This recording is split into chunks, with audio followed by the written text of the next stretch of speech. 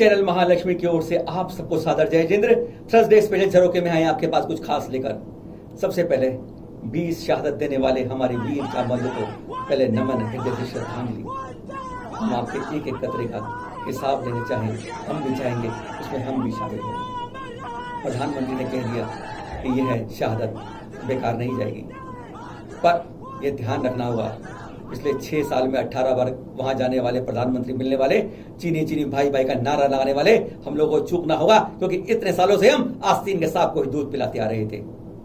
गलगान घाटी के अंदर अब चीन ये कहता है कि पूरी घाटी मेरी है, जबकि पहले 4 जगह चौकियां हमारी 4 उनकी थी। 5वीं चौकी के पास जैसे हमारे 120 जवान निहत्ते गए थे, क्योंकि समझाने गए थे जब बातचीत करने जाते हैं तो हम कोई हथियार लेकर नहीं चलते हैं। बातचीत करने गए थे 120 जवान, उनकी छोटी टोली थी वह पीछे चली गई, लेकिन उसके बाद 600 पत्थरों के साथ, लोहे की रोड साथ एक साथ आए, ताबड़तोड़ हमला कर दिया। हमारे जांबाजों ने पीठ नहीं ठुका दिखाई उन्हें, और वहीं पर मुकाबला किया। चाहे निहत्ते थे, 1-2 पर भारी पड़ा, और लेकिन 20 उसमें शहादत हो गई।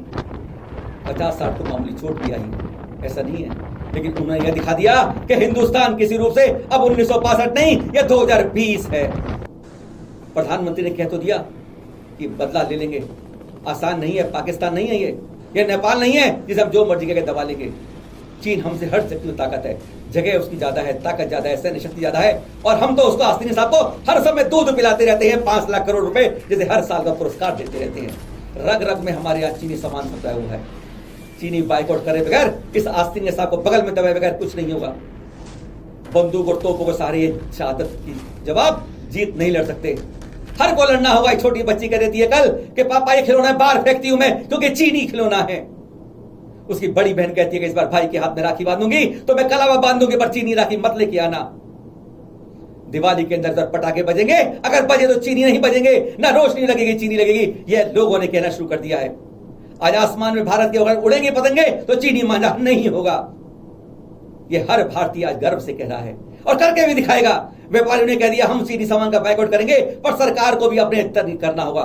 सबसे ज्यादा आयरन, स्टील, फर्टिलाइजर, पावर, हर जगह पर चीनी उपकरण घुसे हुए हैं। टेलीकम्युनिकेशन कह तो दिया है कि BSNL थोड़ा कम करो।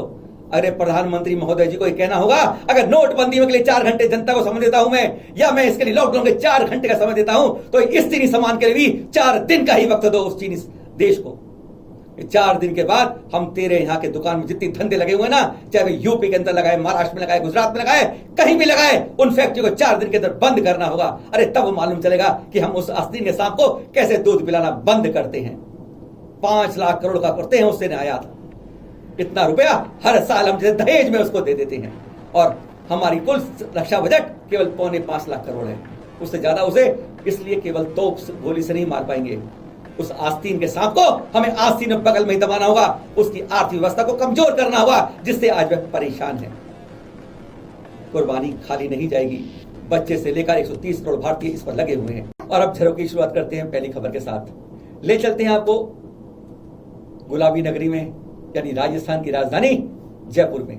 वहां से 26-27 किलोमीटर दूर टोंक रोड पर भीलवा ग्राम के अंदर, जी हाँ, यहीं पर बना हुआ है विमल परिसर।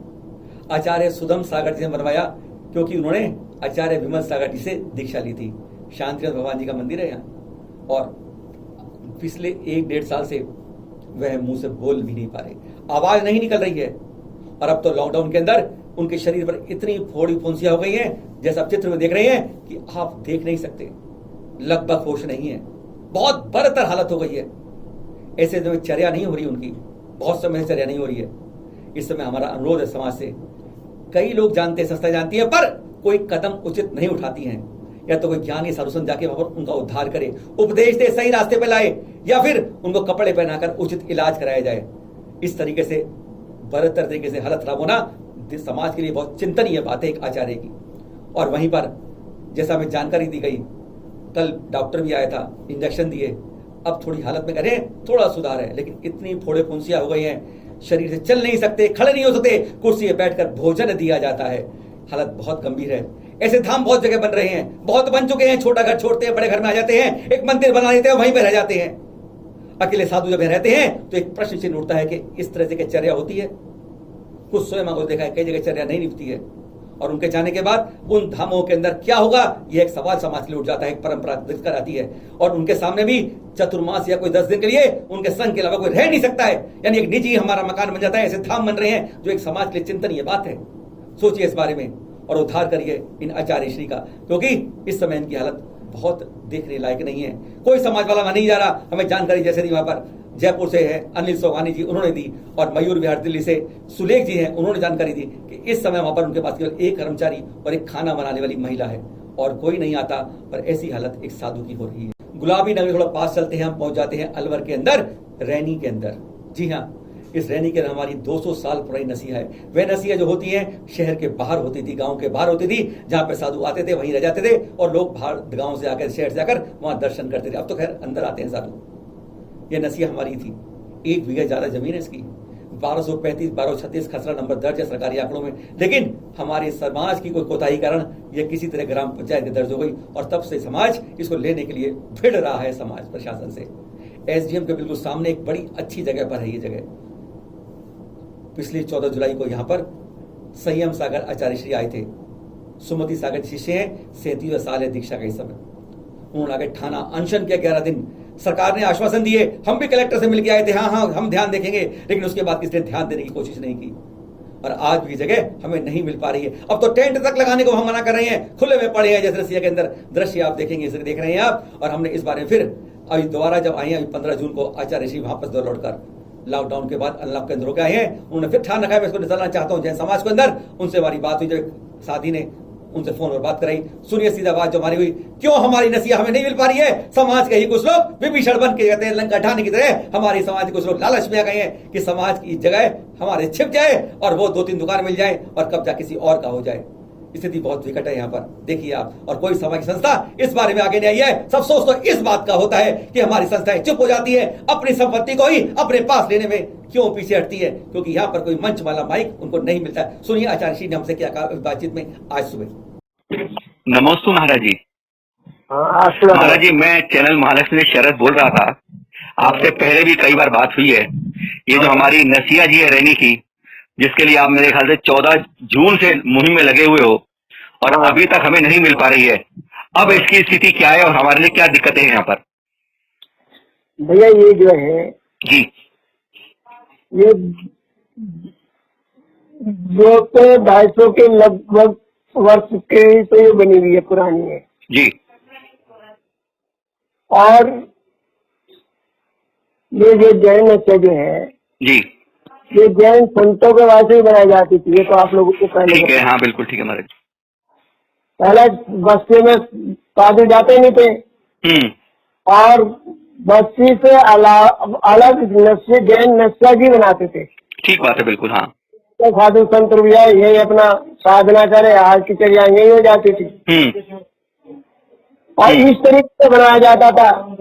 ये जैन नशिया जी में पहले से यहाँ का 14 साल यहाँ थाना रहा। हाँ, 14 वर्ष तो यहाँ थाना रहा है। ठीक है। और हर महीने पशुओं का यहाँ मेला चलता था। उसके बाद थाने वाले ने भी किराया दिया और यहाँ का जो मेला लगाते थे उन्होंने भी किराया दिया जैन समाज को। मतलब उसे हमारी ये पुख्ता प्रमाण है कि हमारी नसीहत जैनों की थी। हाँ, ठीक है। फिर और ये किसी कारण ये ग्राम पंचायत में करवा दी गई। अच्छा, हमारी थोड़ी सी ढील हो गई बीच में, जिससे ग्राम पंचायत में दर्ज हो गई। हाँ, ठीक है।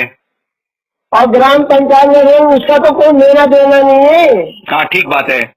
तहसीलदार ने भी ये कह दिया था, जो पहला तहसीलदार था उसने ये कह दिया था, मेरे सामने कहता है जब मन्नू मीना है जिनकी और तहसीलदार थे, उन्होंने ये कहा था किशन दास यादव ऐसे से था।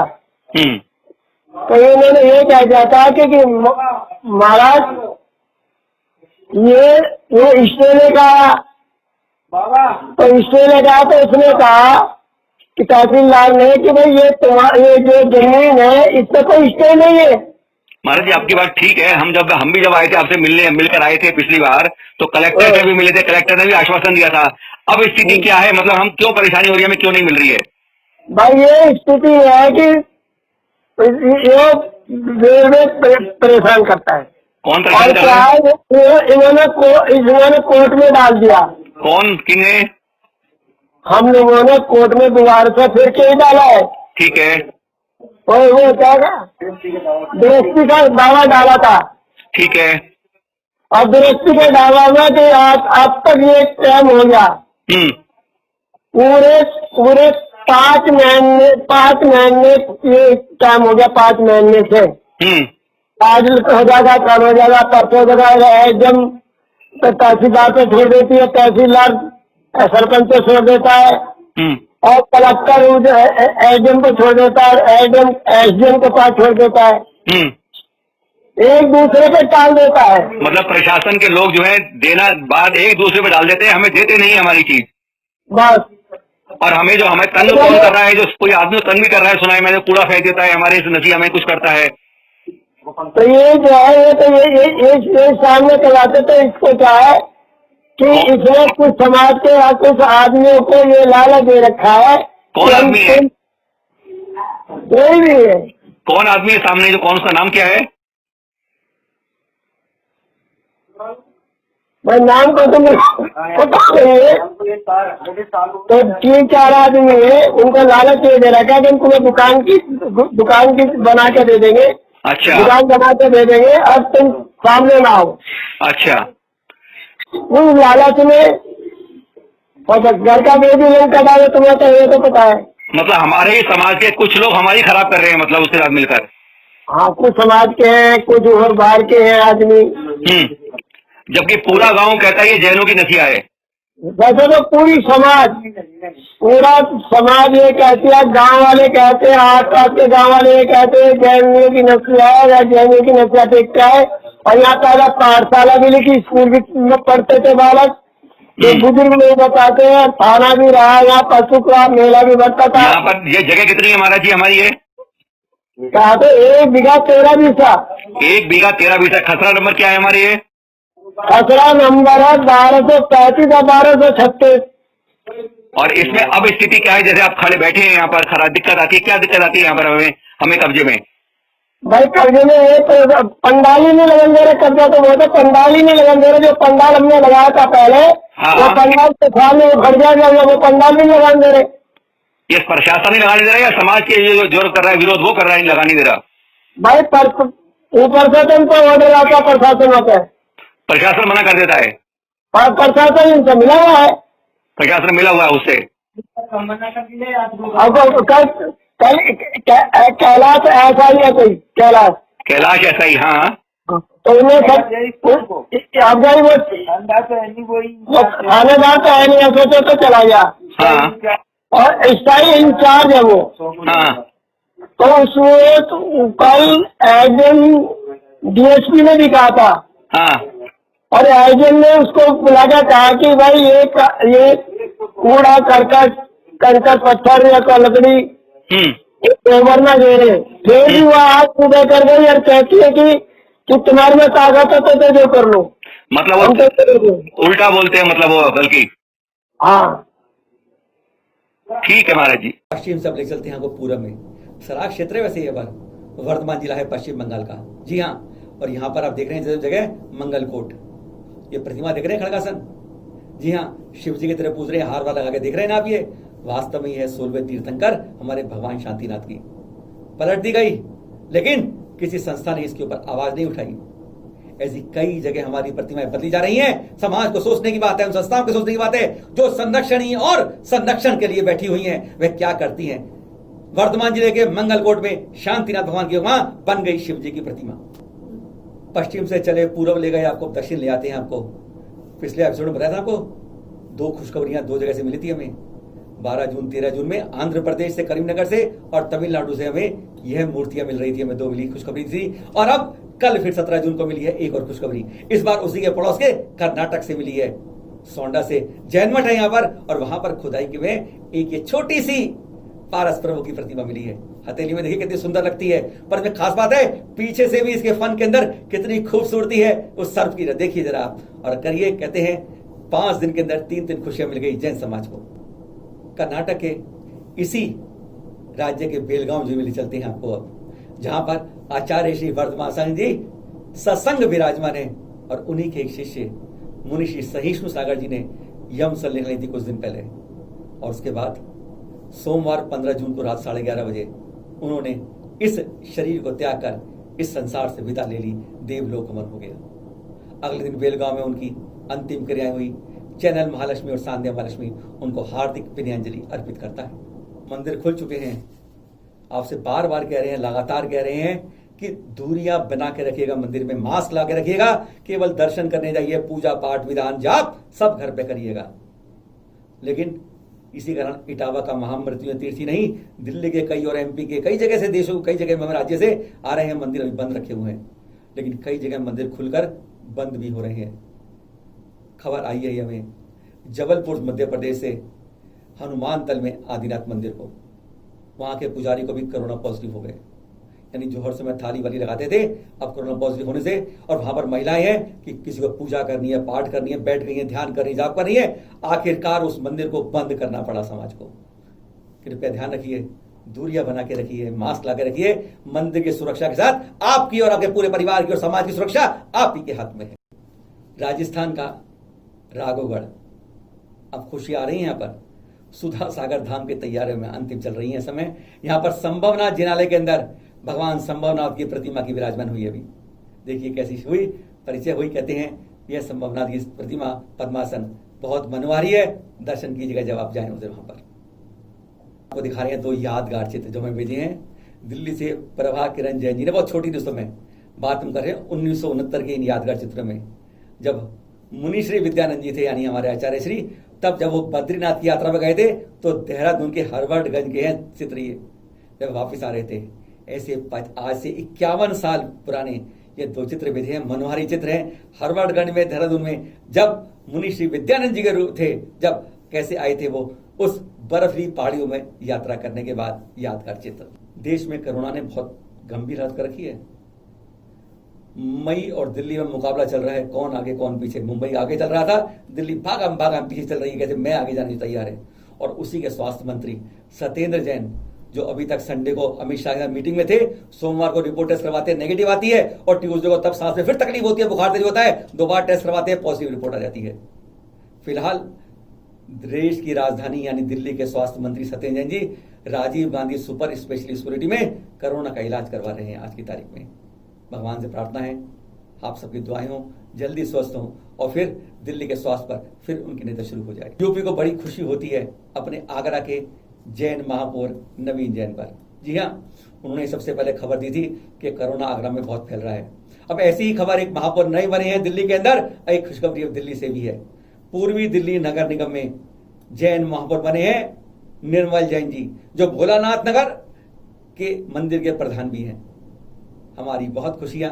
24 जून को वैसे विधिवत घोषणा होगी इन महापौर निर्मल जैन जी की, पर निर्विरोध निर्वाचित हो रहे हैं। चैनल महालक्ष्मी और सांध्या महालक्ष्मी की इनको बहुत बहुत शुभकामनाएं इनके इस मेयर बनने के लिए। फटाफट चतुर्मास की तैयारी होने लगी हैं धीरे धीरे, क्योंकि इस बार बैंड बाजे धूमधाम में पंडाल मंडल बनवान नहीं होंगे इस बार चतुर्मासों के अंदर।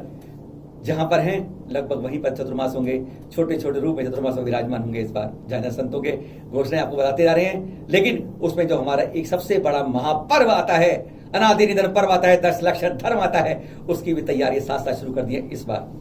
एमपी में तो होती है तैयारियां, इस बार हरियाणा में हांसी की समाज ने भी इसकी अगुवाई करी है कि उन्होंने सरकार से कहा कि इस दौरान ना मांस बिके ना पशु वध हो। और सरकार से ये देखिए पत्र जो देख रहे हैं आप, ये जारी हो चुका है कि इस बार 10 लक्षण के 10 दिनों के अंदर ना मांस की बिक्री होगी ना पशु का वध होगा। चतुर्मास की सूची दिखाई थी आपको संभावित में हमने अभी आपको कल, जिसमें बताया था कि प्रमाण सागर जी का संभवतः प्रयागराज में होने की संभावना है। आपको जैसी चलती फिरती खबर है आपको अपडेट कर दे उसके अंदर कि शायद इस बार प्रमाण सागर जी यूपी की भूमि पर कदम भी नहीं रखेंगे, ऐसी संभावना व्यक्त की जा रही है। सूचना मिली है, आपको बता दी है कि प्रमाण सागर जी हो सकता है कटनी या आसपास में सतना के अंदर भी हो सकता है चौमासा वहीं कर लें। शिखर जी को जाने वाले अभी यूपी में नहीं जाएंगे। खबरें जैसी अपडेट होंगी आपको मिलते रहेंगे, आपको देते रहेंगे आपको खबरें इसके साथ। और फिर आपसे फिर कहते हैं एक बार, आप लोग को जितने भी हैं 100 रिपोर्टर का हमने कारवा रखा है। आसान नहीं है कोई बात को कहना, सच कहना, कड़वा कहना, किसी की बात से नहीं डरना, निर्भीक होना। इस कलम के साथ इस जवान को बोलने में बहुत ताकत चाहिए। और जो ऐसे निर्भीक लोग हैं, पत्रकार है या नहीं है, रुचि है, पर रुचि होनी चाहिए जैन संस्कृति में, जैन समाज के अंदर, जैन शक्ति के अंदर, और आपको सच कहने की होनी चाहिए शक्ति। तो आप रिपोर्टर के लिए जरूर आइए। हम लोग आपसे एक रिपोर्टर नहीं, एक अतिथि के रूप में, एक भाई के रूप में आपसे मांगते हैं सहयोग, और हम मिलकर एक कार्य बनाना चाहते हैं। जैन संस्कृति को इस धरा से उठा के आसमान तक लाना चाहते हैं। इस नंबर पर आप व्हाट्सएप करिएगा 9910690823 पर व्हाट्सएप करिए। इसमें आप नाम, पता और फोटो भेजना है आपको बस। जी हाँ, फिर आपको एक फॉर्म भेजेंगे, फॉर्म भरकर भेजेंगे, आपके नाम से समाचार जानकारी होंगी, और आप भी इस कारवां के, इस मुहिम के अंदर के जैन संस्कृति को हमें जग जग तक पहुंचाना है। पूरे विश्व के अंदर जैन संस्कृति का ध्वज लहराना है। आप भी शामिल हो पाएंगे। शेयर करिए, फॉरवर्ड कीजिए, आपकी इच्छा है जन जन तक पहुंचाए इन समाचारों को। आपके इसके लिए आपके सहयोग के साथ सादर जय जिनेंद्र। फिर मिलेंगे एक नए एपिसोड में आपके साथ।